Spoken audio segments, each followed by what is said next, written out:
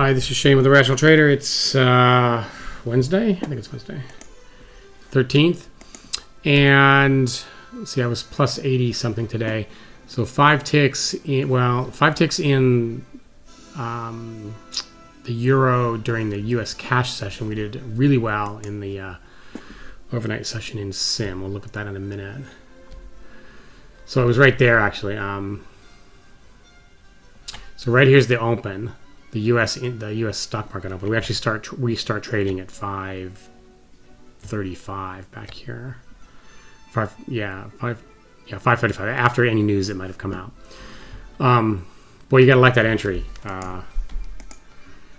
It's actually picking that top right there. It just pulls back so deep that it gets us right there. So 5 ticks only, and then I missed the rest of that move. Stay out of trouble here at the POC and the chop, and then again staying out of trouble. There's codes there, but we've analyzed not to trade them. And that's it. Okay, so that's it for the euro. The euro during the day. Let's switch to the euro overnight, which is in Sim. That's 6L. The chart book is called 6L. L stands for London, but it's the 6E H9, but traded from midnight to 5:25, and it uses a different model because the price action and order flow is different during this time than during the US cash session. So we catch this short here. The numbers aren't on there because I had changed a study, so they got wiped out. And then we'd actually do an ad later on. We do an ad right there. That is it sees this pattern here. To me, it's a really late ad, but what the system is doing is it sees that pattern and says, I'm going to add based on that. And then we get taken out on the trail. It's actually taken out over here. This little triangle is not in the right spot. So we get taken out right there for plus 47 and plus 6.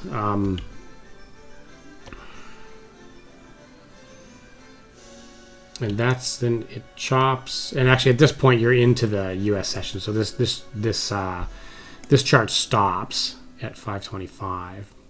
So it's no longer looking for trades now. And again, so this is using a different model. This is why there's 2 of these here now. The one on the left is all the U.S. cash session ones, and then the one on the right is for the overnight session.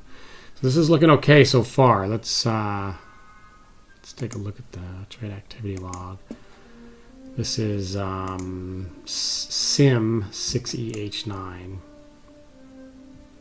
So plus 50, minus 40, plus 300 in the 3 days this week. All right, on a really small number of trades. So that's looking pretty good.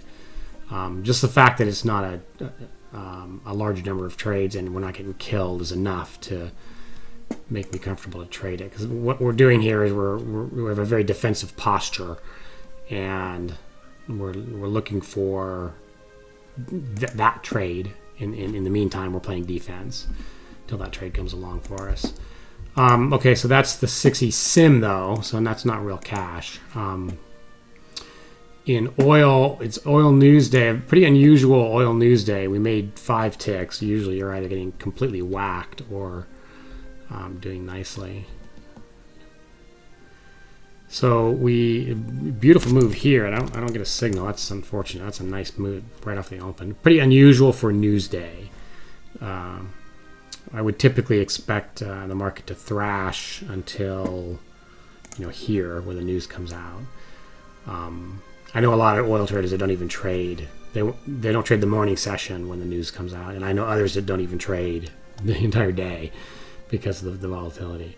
We start up again at 7:35, which is right here. Okay, a lot of movement. I like where we're looking here. Pulling back to the value area high. I'm not trading those signals, but I like the fact that that's the spot I'm looking at. Again, looking here, and then we get short there. And there's a little bit more to be had. We're trailing pretty tightly, but this actual pullback here is fairly deep, all the way there.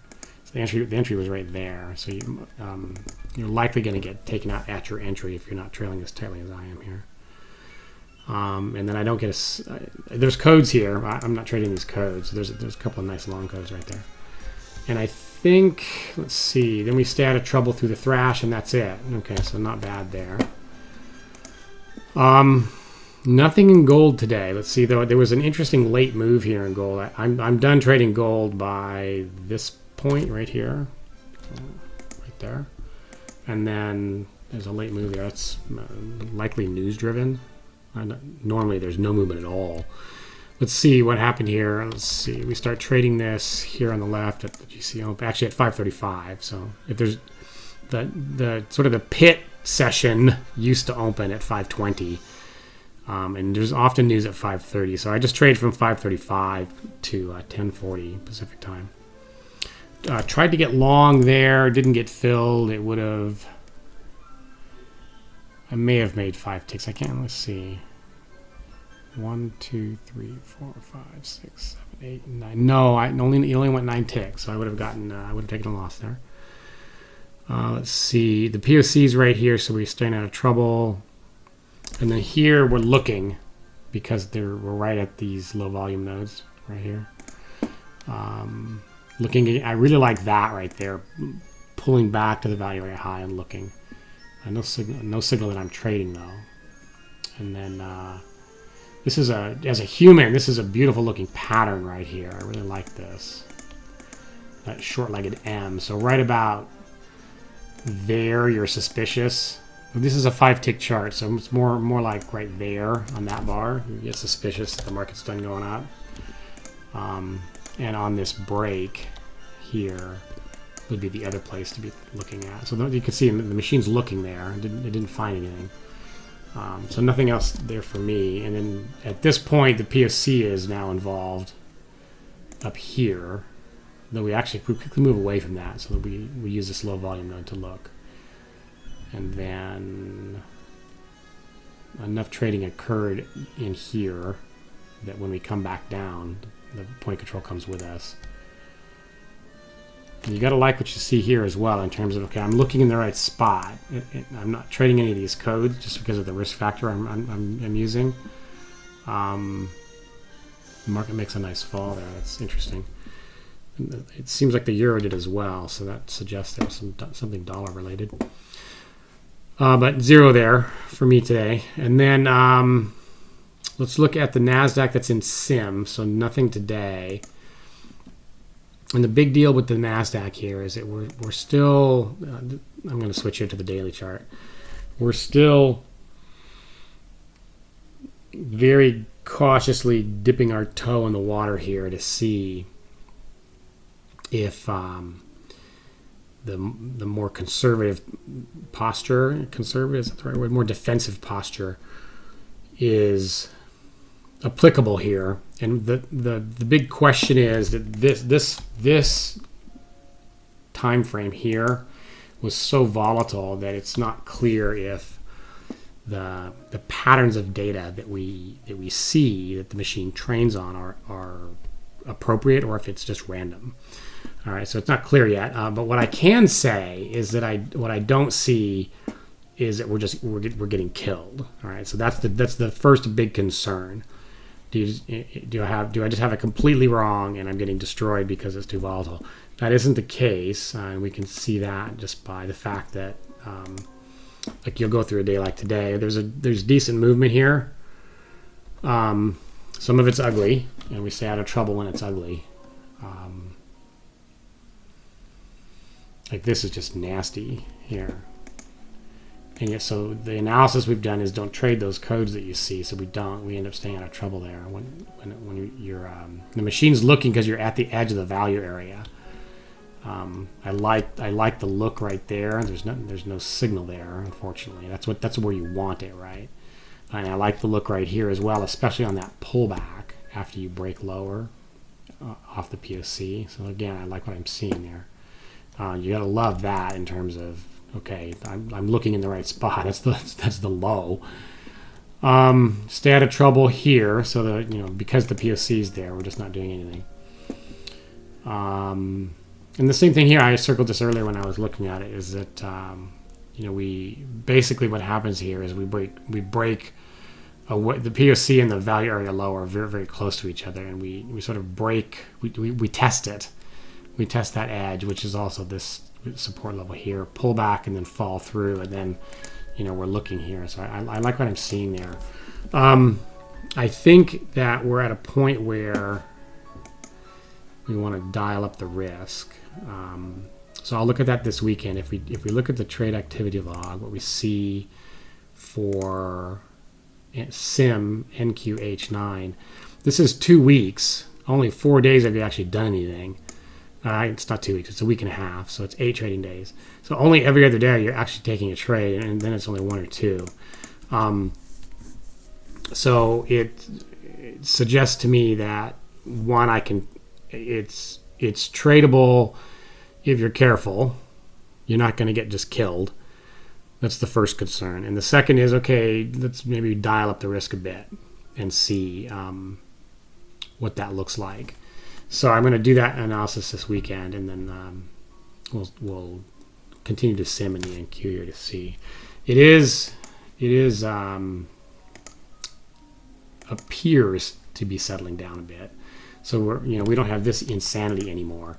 But this is still very high. This is just the average daily range with a 10-period moving average, and it's over 100 points. It's huge for the Nasdaq historically, and this is just not even huge. We don't have a word to articulate how big that is.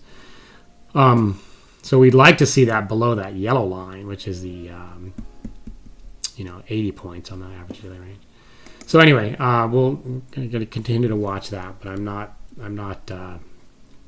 abjectly terrified of the market like I was before, given the volatility.